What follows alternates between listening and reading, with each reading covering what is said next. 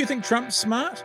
I mean, we know that he's got a very big brain, but like, is he his like? I mean, I know IQ doesn't always necessitate, smartness in general, but is he a smart dude, or is he? Some people think he's basically a clown that's fallen into this thing, and because of his bravado, he pushes through. Other people think he's sort of calculating and exacting, and he knows exactly what he's doing when he talks about they're sending us their rapists and that kind of stuff. He's calculated. Where do you think he sits on that scale?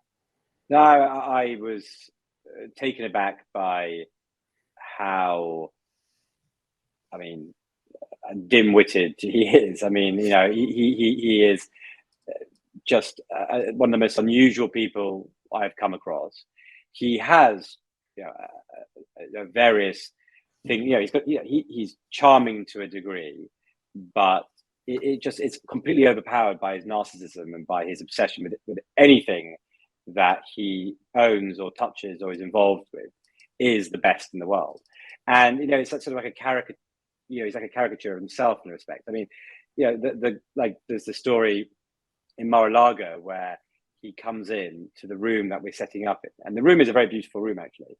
And I mean, Mar-a-Lago is stunning, and he comes in, and I go, "Hello, Mr. President," and you see this in the series, and he ignores me, and he just says, "Look at this floor. Isn't this the most beautiful floor in the world?" And I was just like, of all the things to talk about in that room, the floor was the last thing that was impressive. I mean, it was actually really quite scuffed and not at all nice at all. And then he sits down, and whilst all the cameras and things are being moved around, you do sort of the small talks. Like, Mr. President, last time we saw each other was a few months ago at the White House. And he immediately just says, straight away, he says, "Sure, but this is much more beautiful than the White House, right?" And like everything with him is always a one-upmanship. It's always he's better, or he owns something that's better than anyone else. And that was very odd. And frankly, the fact that he is unwilling, and I've said this a lot, which is the reason he's unwilling to accept that he lost the election fair and square, is because he's just completely lives in another world. He's just detached from any reality. And the reason for that is purely because Donald Trump cares about one thing, which is Donald Trump and the brand and what Trump is. And the idea of associating defeat with the brand just isn't acceptable to him. So and all the way through his life, whenever he's gone through objective defeats, whether it's a financial crisis, which led in various cases to bankruptcy and restrictions and things, to him, where he's lost buildings and whatnot, and where he has failed, he's always pivoted to something else, and he has always blamed other people, and he's never actually accepted that he had done anything or that what actually happened.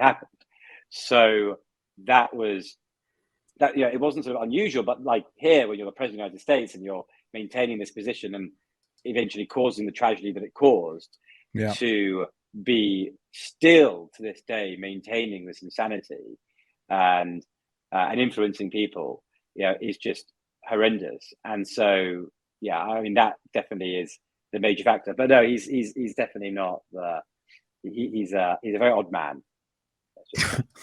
Colin, you're about to say it. He's definitely not the sharpest tool in the shed. I could hear that in the back of your mouth. I was going to say the brightest bulb in the chandelier, but yeah, I knew it was one of those things.